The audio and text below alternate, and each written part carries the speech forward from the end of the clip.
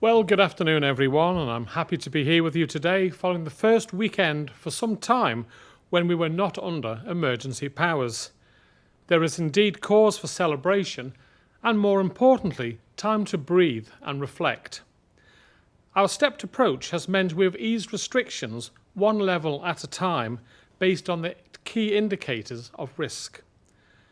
The decision to invoke these powers was a significance, entering an unprecedented period in the island's history, which required the government to mitigate a serious threat to the health of our population. Protecting the vulnerable in our community was our highest priority, and the emergency powers enabled us to do so swiftly. Before I cover this in more detail, I would like to invite the Minister for Education, Sport and Culture, Dr. Allinson, to take you through today's numbers and to update you on cinema, swimming pools, schools and safeguarding apps. Over to you, Alex. Thank you, Chief Minister. I'd like to start with the numbers today, which cover the weekend period as well. The total number of tests undertaken is 6,402. We have had 6,386 tests returned, which means we have 16 people waiting for results. There are no new cases today, meaning that we are now on day 40 of no new cases. Our number of confirmed cases therefore remains at 336, and we have no active cases still on the Isle of Man. Today, Isle of Man students started their second full week back in their classrooms. Teachers and parents have contacted me about how well this transition back to normality has been, and I would like to thank all of them for their patience and flexibility. For those young people who found the last 3 months difficult, we need to provide space, care, understanding, and allow them to heal. The mental and physical well-being of all our staff and students has been the number one priority as we've dealt with the challenges COVID-19 poses. A lot has been already done to prepare teachers to reintegrate students back into their classes after being isolated at home for so long. But we also need to build resilience as we manage the risk this virus may present in the future and the anxiety this may cause. Being able to talk openly about this is important, but some parents and young people may not feel able to do this at the present time while they reflect on the last 3 months and what has gone on in their own lives. The Safer Schools app was launched on the island in September 2019, giving our schools and University College access to current information on the ever-changing world in order to keep our young people safer when online. Due to the current COVID-19 pandemic, we are adapting how the app is operated and extending access to the wider community. There are resources about mental health and well-being, as well as alerts about possible online harms. I would like to thank Zurich Municipal for their ongoing support of this important free resource, and details of how to register are available on the Department of Education, Sport and Culture webpage. As we emerge from the state of emergency, a range of services are now getting back to normal. The Broadway cinema at the Villa Marina is now open for business and gives you an opportunity to catch up with the films you miss seeing on the big screen. The Dragon's Castle Indoor Soft Play Centre can now be booked, and extra hygiene facilities have been provided for everyone's safety. Guided tours of the Gaiety Theatre have restarted, and you can now book tickets for a number of events over the summer. Unfortunately, some shows have had to be cancelled or postponed, but we will be looking to arrange for more acts and shows over the summer, capitalising on the strength of Manx culture and encouraging more people to enjoy the entertainment the island has to offer and help support local artists. Over the last few months, many people have had a chance to realise the benefits of exercise. Whether it's the calming effects of a walk on our beautiful countryside or getting your pulse up by running or cycling, I think we all now appreciate the positive benefits of setting aside some time to look after our body and mind. Today, the NSC pool is reopened. The spa suite is also back in action, and the jacuzzi will be operational by Wednesday. All the regional pools are now open, and there are programmes suited for all types of swimmers. Opening up our sports facilities is also important for the summer holiday activities we offer for children from the end of the school term over the entire course of the summer. Manx Sport and Recreation will be running a full programme of multi-sport schemes at the NSC, regional pitches and schools in Peel, Castletown and Ramsey. Bookings can now be made online or through the NSC reception. The youth services will also be offering a number of holiday clubs, trips and wellbeing activities for children in years 4 to 6 and upwards. It is important we realise the power of play as well as the value of education.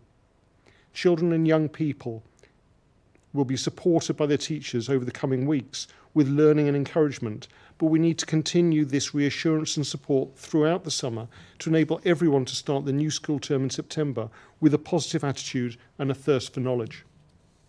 Education, sport and culture are so important to our community.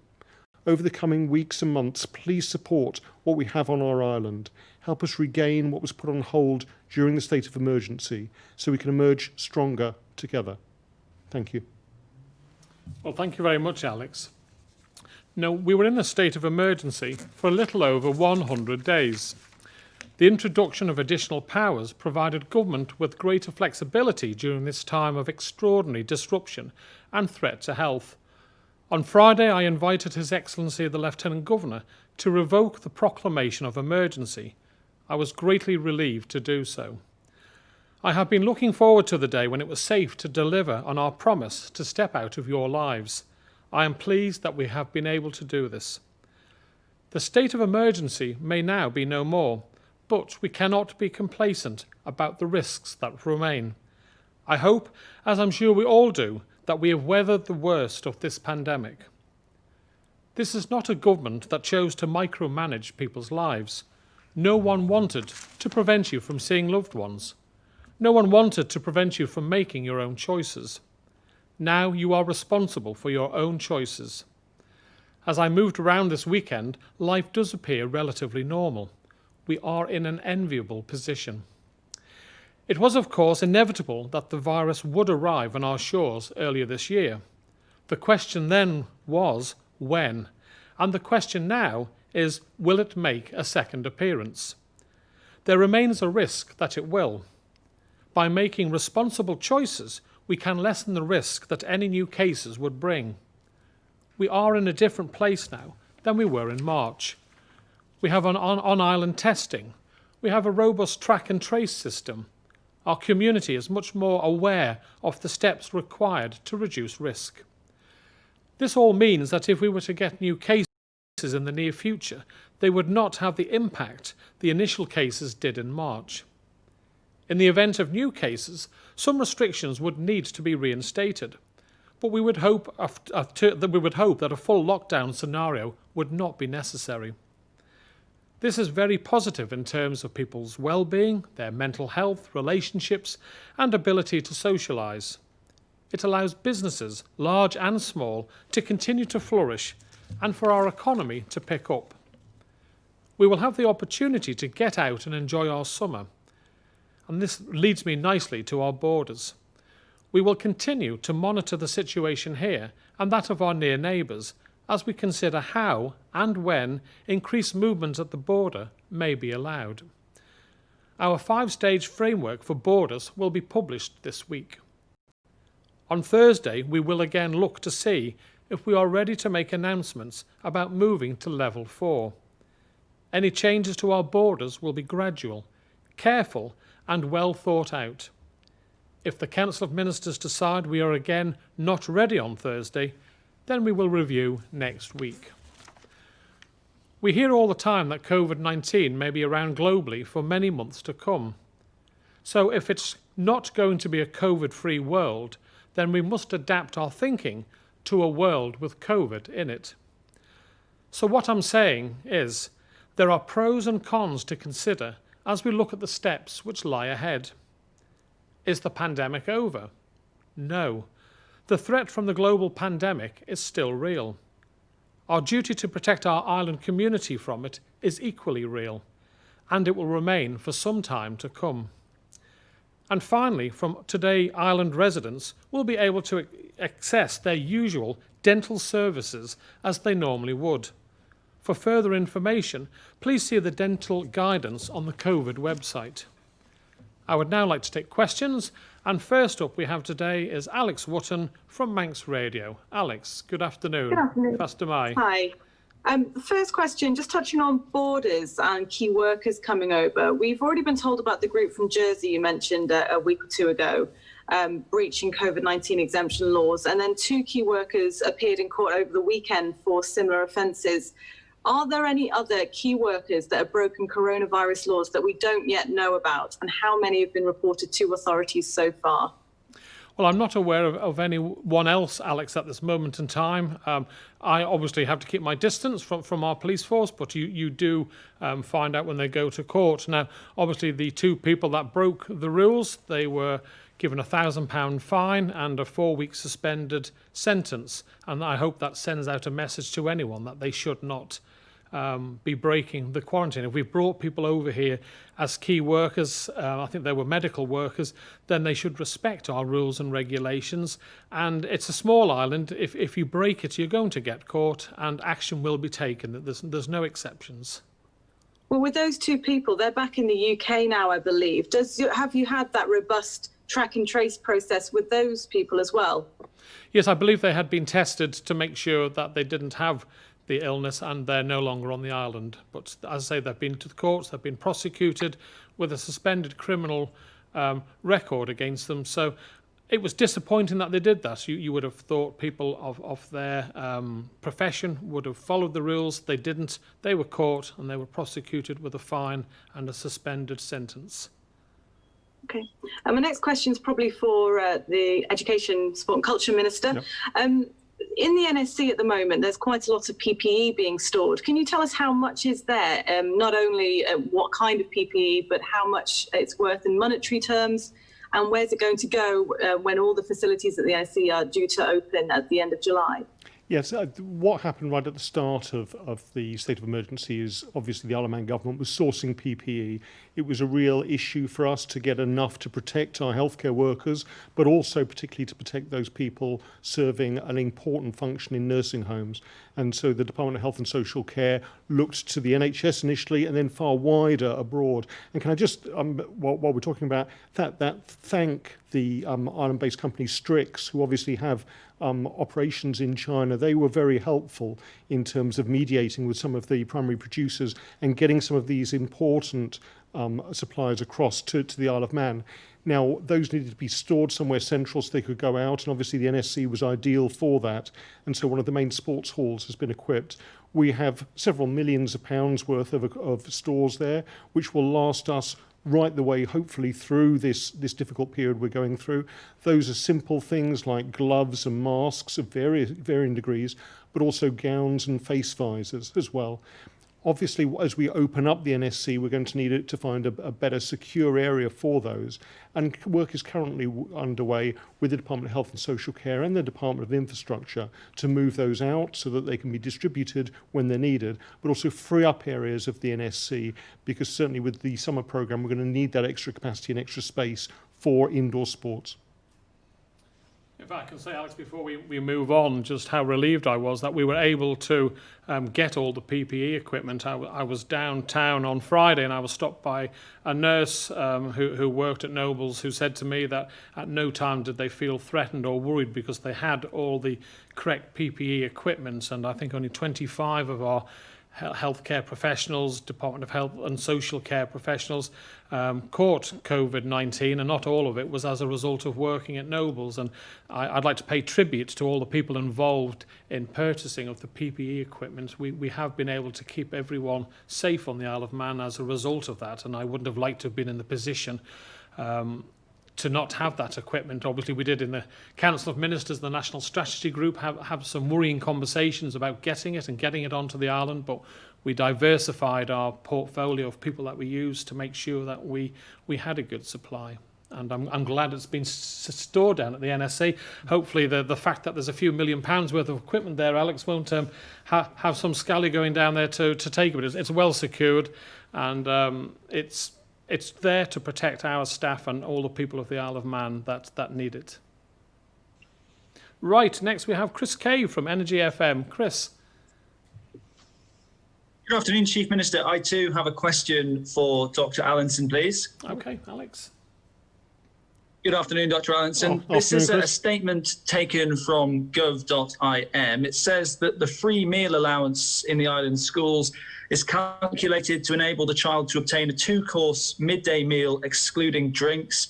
Why are we currently only offering sandwiches to our students at a time when many free school meal parents may be furloughed and money is tight? And I have it on good authority that it's just as quick to prepare 2 hot dishes as it is to make up packed lunches. More people handle sandwiches than hot food. And the students who need free school meals, who even knows they may be deprived of their one substantial meal a day. Okay, I think that's a very good question, Chris. I mean, first of all, the reason we're giving packed lunches is not just the sandwich, it's a packed lunch to most of the children in the schools, is we've had to redeploy staff to create extra staff for actually doing the cleaning. We've got enhanced cleaning throughout the schools, so we've had to redeploy some of the catering staff to take on that role. I'm very glad that they've been able to do that, because that's allowed us to open all the schools to all the pupils. Now, I am aware that some schools have actually managed to accommodate cooked meals as well, but most schools are giving a packed lunch to people coming in, and obviously those who are eligible for free school meals are getting that. What I'd like to do is, for those families who perhaps have fallen on hard times during the last couple of months, please approach us if you're struggling and you need to have access to the free school meals. You make the point about it being the only meal they may have during the day. What I'd like to reassure you is that the free school meal voucher system is continuing to the end of term. So for those children who are coming in getting a free school meal at home, their families will also be supported financially for the next few weeks with extra money to actually provide food at home for them when they get back from school. And we are trying to monitor this situation to make sure that no child goes hungry during a period of time which has been obviously very demanding on lots of different families. But on that, the issue of catering staff being required for cleaning, is cleaning while the students are still at school a bit like sweeping snow off the garden path during a blizzard? More cleaners are required at the end of the day when the classrooms are being deep cleaned, are they not? They are. Not during the daytime while the students are at school.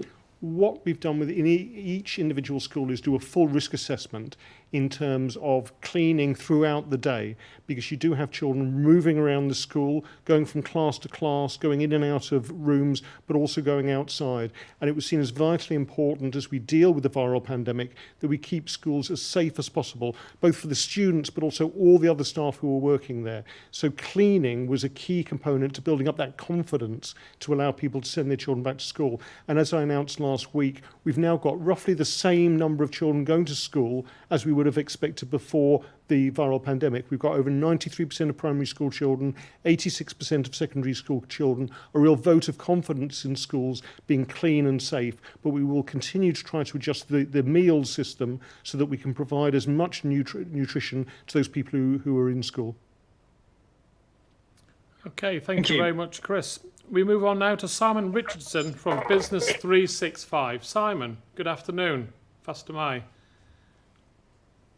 Good afternoon, Chief Minister. My question is also for Dr. Allinson, please.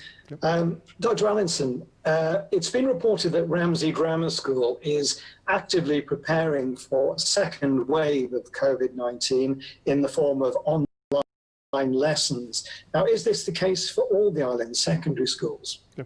I think the viral pandemic and the closure of schools was a wake-up call for education, not just here, but around the world. In the past, teachers have used online media, remote learning for various pupils, particularly those who can't come into school because of illness.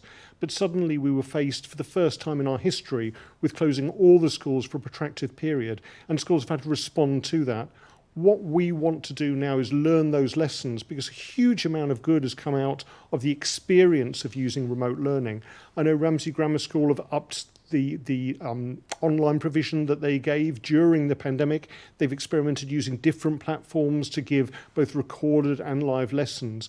And what we've done as a department is set up a working group to get teachers who have been through this, to get those teachers who are experienced in terms of online education and remote learning together, so that we can devise a package throughout the education service. That will give us the resilience if we need to close schools again in the future, which I hope we don't need to. But it also extends the range of ways we can educate people. For instance, if they're at home and they're sick for a shorter period of time, or perhaps they're excluded for various reasons, we can carry on their education by using new techniques, by using new technologies in a way that their education isn't damaged by them not being at school. So I'm really grateful to all the school teachers, particularly those in primary and secondary, who've stepped up to the mark to using these various techniques. Again, one size doesn't fit all. Some primary school children find it very difficult to deal with online classes, and workbooks and telephone support is better for them. But what we need to do is learn the lessons of what we've gone through the last 3 months in terms of education, and learn some of these new tools, disseminate best practice so that we've got a far more resilient system in the future. Okay, Simon, I always think it's good if you had to Thank have you. a My plan B, second isn't it? Go on, Simon. Yeah, my second question, Dr. Allinson, could you just clarify the position for us in respect of the Isle of Man College, or UCM, I should call it? When is it expected that the academic courses will resume and all the night classes for members of the general public? Yes, I mean, the key priority, obviously, of UCM was to allow those people who'd started courses, particularly some of the vocational schemes, to qualify and get the awards that they needed then to go on to either further education or into business. And I'm glad to say that really from last week, the UCM was opening up again, trying to get people to finish their courses, and actually got quite a few people to qualify in something they've been working at for 1 or 2 years. What we need to do now is, once we've dealt with those young people, start opening up some of the other courses that were available. During the pandemic, UCM laid on a huge range of online courses for adults and for people at home, ranging from things like Pilates through to yoga and mindfulness. And actually that's been extremely well taken up. So we need to, again, use those lessons from before to expand the range of possibilities for further education, and also for getting involved in hobbies and sports. We will be doing that over the next couple of months, but the key priority for us was the educational side of it with those young people. We're also very mindful of people leaving school who in previous times would expect to walk into an apprenticeship, walk into work. That may be a very different situation this summer. So we're working with various organisations, including the Chamber of Commerce, but also Department for Enterprise, to look at how we treat people, how we teach them the skills they need to get the jobs that may be available, how we allow people to retrain and change track in their careers in what is going to be a very difficult and challenging employment situation for the foreseeable future. If we can use this opportunity to look at retraining, look at increasing people's skills, again, we will have a much more resilient workforce, and as an economy and personally, we can get through what may be challenging economic times ahead. Okay, thank you very much, Simon. And last but not Thank you least, very much.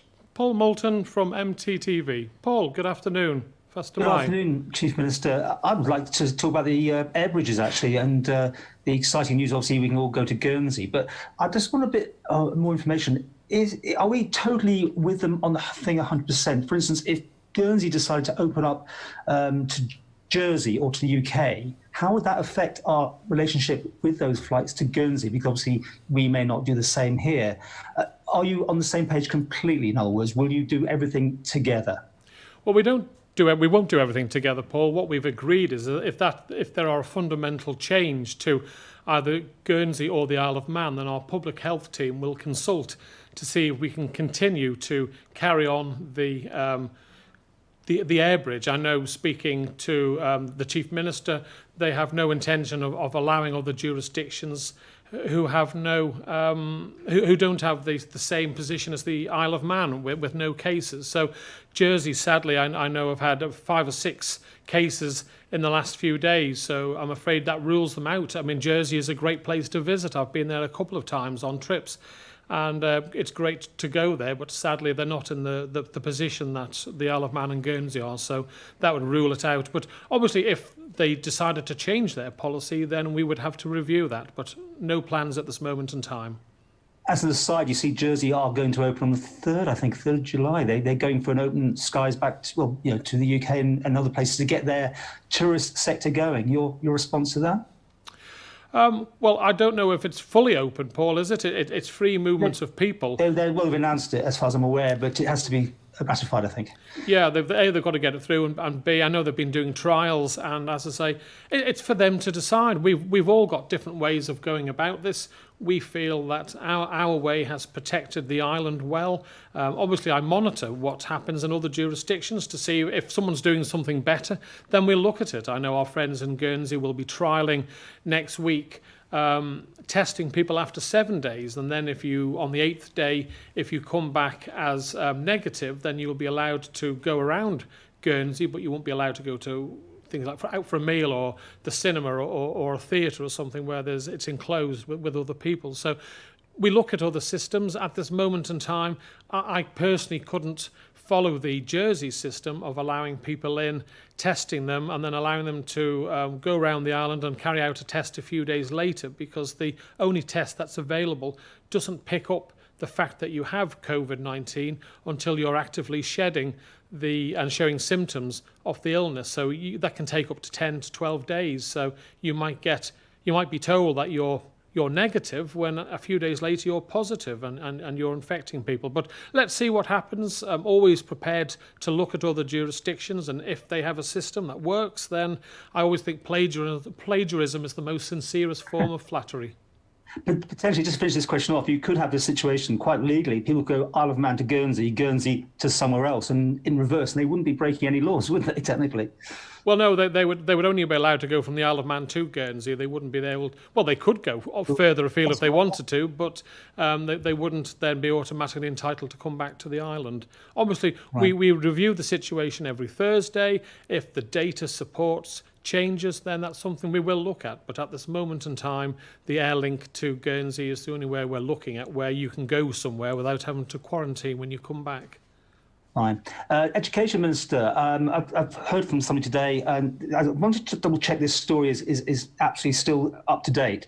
Somebody at school coughs, they have to go straight away and do a 111. They then were negative, but the whole family had to go into 14 days isolation, and that means they don't have any money coming in, there's no support. Am I right? Is that exactly what's happening now? Is that still the case? Because there's no confirmed cases, so a cough could be just anything now, right? You're quite right, Paul. What we've tried to do is have a very strict regime in terms of testing and tracing, which has got us where we are now. But with the reducing risk on the island, it's become a little bit problematic, particularly when children are coming back to school, because suddenly they're getting routine, non-serious coughs and colds and illness that children do when they're at school. This has become quite evident over the last week or so, and I've been having conversations with the Minister for the Department of Health and Social Care. They will be reviewing the testing regime. They will be reviewing the information that's given out by 111 line, now that we're in a completely different situation in terms of risk on the island. And hopefully the Minister will be able to make an announcement once he's made sure that in terms of the medical advice and that of public health supports any further change to the advice that's given out to parents and to families. And is there any support for those the parents for that 14 days? I mean, are they on any benefits at all from government, or are they just on the, having to not have any money coming in? Yeah, I mean, in terms of the benefits available, the Treasury Minister has set out a whole raft of those, which are gradually, hopefully, going to be able to be withdrawn as the economy picks up. For those people who can't go into work because of self-isolation, there are various protocols in terms of public sector employees and also advice to companies that they should be treated as being off on sick leave because they've been asked to self-isolate. And certainly that's the case now. As we adapt to a very different risk environment, then obviously we can change that, but we need to still bear in mind that risk is still out there, albeit beyond our borders, and have that ability to change the various protocols we have if we start getting increased risk coming across from the United Kingdom and other jurisdictions. Yeah, rest assured, Paul, that there will be a common sense approach to this. I too have had the emails from parents, and it's totally understandable from the parents that your children can pick up a little fever overnight and then be perfectly fine and running around the following day. So I have asked the Minister for Health and Social Care, along with Minister Dr. Allinson, to look into it and come up with a system that works for our parents, but at the same time protects our children at school. It's important. But anyway, thank you all very much for your questions. During this time, we've all had to think differently, act differently, and we've had to dig deep. There have been many sacrifices, and there may be still more ahead. At times, this has taken us to dark and uncomfortable places. While the horizon, much like today's weather, may seem cloudy, we hope for a bright and positive July. Thank you all very much.